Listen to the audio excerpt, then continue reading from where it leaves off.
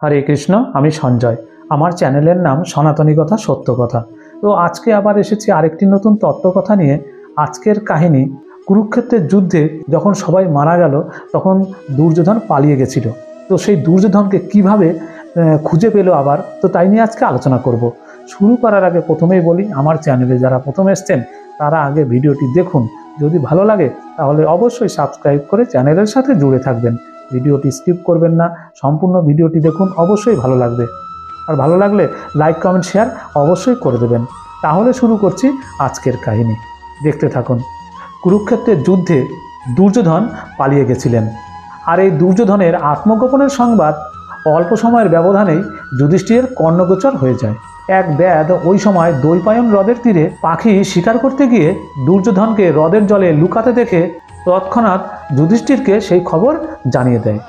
যুধিষ্ঠির শ্রীকৃষ্ণ এবং 4 ভাইকে নিয়ে হ্রদের তীরে উপস্থিত হয়ে দুর্যোধনকে জলের অভ্যন্তর থেকে বেরিয়ে আসার জন্য ডাকাডাকি করতে থাকেন। দুর্যোধন কোনো উত্তর দেন না বা প্রকাশ্যেও বেরিয়েও আসেন না। ভীমসেন তখন দুর্যোধনের উদ্দেশ্যে নানা বিদ্রুপাত্মক তিরস্কার করতে থাকেন। তিনি বলতে থাকেন, ওহে দুর্যোধন, তুমি নাকি মস্ত বীর, এই বুঝি তোমার বিরচিত কাজ? আত্মীয় স্বজন বন্ধু বান্ধব সকলকে জমালয়ে পাঠিয়ে দিয়ে এখন তুমি এখানে এসে পালিয়ে বসে আছো। লোকের কাছে এসব কথা প্রকাশ হয়ে পড়লে তাহলে তোমাকে তো সবাই ধিক্কার দেবে। দুর্যোধন আর সহ্য করতে পারলেন না। অতিশয় ক্রুদ্ধ হয়ে গদা হস্তে জল থেকে বেরিয়ে এসে তিনি ঝাঁপিয়ে পড়লেন ভীমের উপর। দুজনের মধ্যে ভয়ঙ্কর যুদ্ধ শুরু হয়ে গেল। এই যুদ্ধের ফলাফল দেখার জন্য আকাশপথে কৌতূহলী দেবতারা ভিড় করে দাঁড়িয়ে থাকলেন।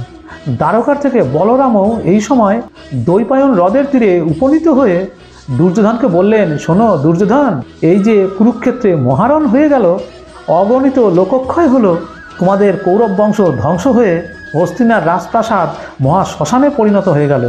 অস্বীকার করতে পারবে না যে তুমি এর জন্য দায়ী।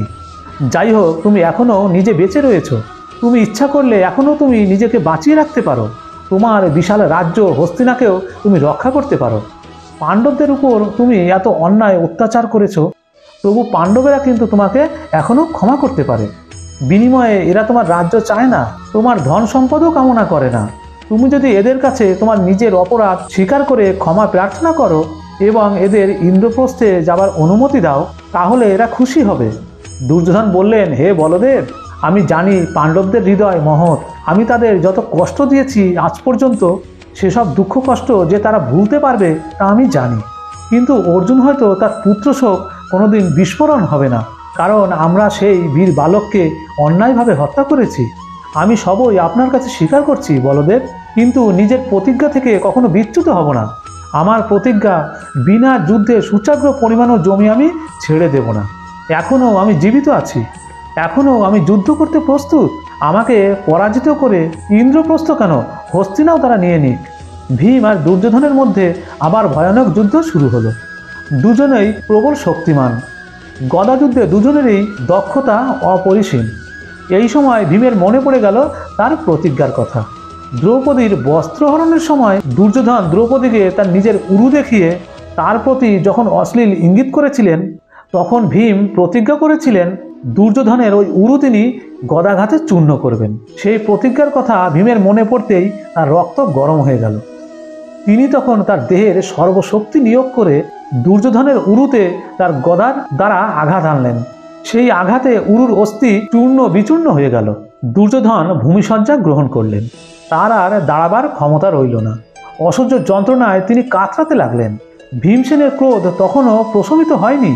তিনি প্রবল ক্রোধ এবং ঘৃণার সাথে দুর্যোধনের মস্তকে পদাঘাত করলেন। দুর্যোধনের অবস্থা দেখে যুধিষ্ঠিরের চোখে কিছুটা জল এলো। তো আজকের আলোচনা এই পর্যন্ত। আগামী দিনে আগামী পর্বে আবার কোনো নতুন কাহিনী নিয়ে আসবো। ততক্ষণ আপনারা অবশ্যই ভালো থাকবেন, সুস্থ থাকবেন। হরে কৃষ্ণ।